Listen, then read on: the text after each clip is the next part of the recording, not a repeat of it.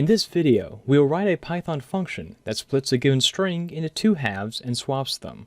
So let's get started. To begin with, I'm going to define a function, and I call it swap halves, that will take a given string, and now I just need to split it into two halves. And to split it, I need to know my midpoint, my splitting point. So I can create a variable called middle, and I set it equal to the length of the string divided by 2.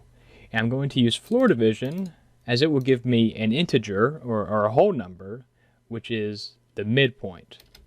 So now I just need to determine if the given string is of even length or of odd length, as this will differentiate my outputs. So I can say if length of string mod 2 equals 0, then I know it's even, because this is basically saying if the length of the string divided by 2 has a remainder of 0, then I know it's going to be even. So if it's even, then I'm going to return the last half of my string. So to get the last half, I'm going to call my string, I'm going to do brackets, I'm going to say from the middle point to the end.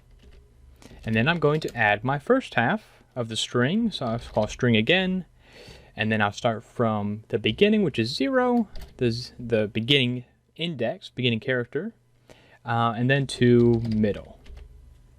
Because in Python, you can do, in this brackets, you can do a beginning, colon, and then an ending point.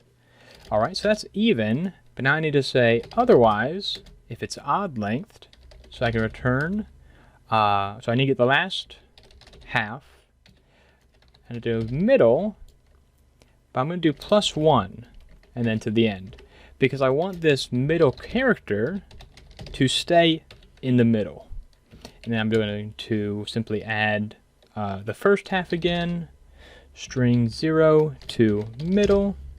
All right, that seems good. Let's try calling it. So I do print swap halves. Let me pass in a string, lol he.